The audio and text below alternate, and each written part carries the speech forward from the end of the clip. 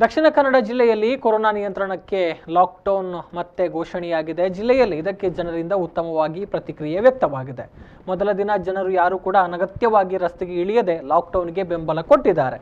ಇನ್ನು ಅನಗತ್ಯವಾಗಿ ಕೆಲವೊಂದು ಕಡೆಗಳಲ್ಲಿ ವಾಹನಗಳು ರಸ್ತೆಗೆ ಇಳಿದುವು. ಅದಕ್ಕೆ ಪೊಲೀಸರು ತಡೆಯನ್ನು ಒಡ್ಡಿದ್ರು. ಹಾಗಿದ್ರೆ ಒಟ್ಟು ಜಿಲ್ಲೆಯಲ್ಲಿ ಎಲ್ಲಿ ಏನೇನೆಲ್ಲ ಆಯಿತು ಈ ಸ್ಟೋರಿ ನೋಡ್ಕೊಂಡು ಬನ್ನಿ.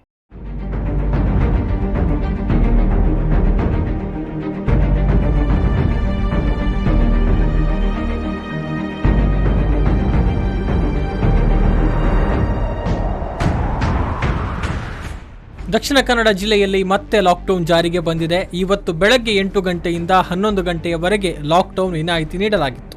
ಅಗತ್ಯ ಸಾಮಗ್ರಿ ಖರೀದಿಗಾಗಿ ಜನರ ಓಡಾಟಕ್ಕೆ ಅವಕಾಶ ನೀಡಿದರೆ 11 ಗಂಟೆ ಬಳಿಕವೂ ಜನರು ಓಡಾಡ್ತಾ ಇರುವುದನ್ನು ಕಂಡ ಪೊಲೀಸರು ಅದಕ್ಕೆ ಬ್ರೇಕ್ ಹಾಕಿದ್ರು. ಮಂಗಳೂರಿನ ಜ್ಯೋತಿ ಸರ್ಕಲ್, ನಂತೂರು ಸರ್ಕಲ್, ಕದ್ರಿ ಹೀಗೆ ಅಲ್ಲಲ್ಲಿ ಪೊಲೀಸರು ಬ್ಯಾರಿಕೇಡ್ ಅಳವಡಿಸಿದ್ದು ವಾಹನಗಳಲ್ಲಿ ಅನಗತ್ಯವಾಗಿ ಬರುವಂತಹ ಜನರನ್ನ ತಡೆದು ಹಿಂದಕ್ಕೆ ಕಳಿಸಿದ್ರು.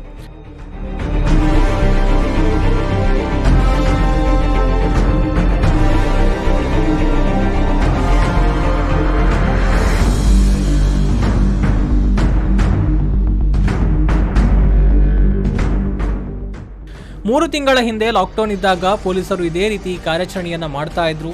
ಇದೀಗ ಮತ್ತೆ ಮಂಗಳೂರಿನಲ್ಲಿ 3 ತಿಂಗಳ ಹಿಂದಿನ ದೃಶ್ಯಗಳು ಮತ್ತೆ ಕಾಣಸಿಗ್ತಾ ಇದೆ. ಮಂಗಳೂರಿನಲ್ಲೂ ಕೂಡ ಸೋಂಕಿತರ ಸಂಖ್ಯೆ ಹೆಚ್ಚಳವಾಗ್ತಾ ಇರುವ ಹಿನ್ನೆಲೆಯಲ್ಲಿ ಪೊಲೀಸರು ಕಠಿಣ ಕ್ರಮಕ್ಕೆ ಮುಂದಾಗ್ತಾ ಇದ್ದಾರೆ.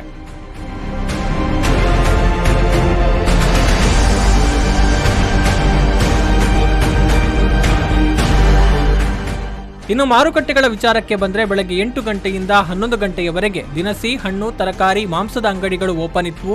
ಆದರೆ ಜಿಲ್ಲಾಡಳಿತ ಅವಕಾಶವನ್ನ ಕೊಟ್ಟಿದ್ರೂ ಕೂಡ ಜನರು ಮಾರ್ಕೆಟ್ಗಳತ್ತ ಸುಳಿಯಲಿಲ್ಲ. ಮಂಗಳೂರಿನ ಎಲ್ಲ ಮಾರ್ಕೆಟ್ಗಳು ಬಹುತೇಕ ಖಾಲಿಯಾಗಿದ್ವು.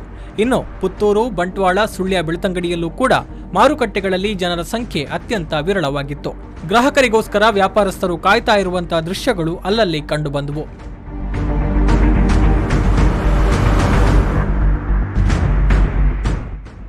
ಇನ್ನು ವೈದ್ಯಕೀಯ ಅಗತ್ಯವನ್ನ ಹೊರತುಪಡಿಸಿ ಬೇರೆ ಯಾರಿಗೂ ಕೂಡ ಮನೆಯಿಂದ ಹೊರಗೆ ಬರೋದಕ್ಕೆ ಅವಕಾಶ ಇಲ್ಲ ಎನ್ನುವಂತಹ ಸೂಚನೆಯನ್ನ ಜಿಲ್ಲಾಡಳಿತ ಕೊಟ್ಟಿತ್ತು.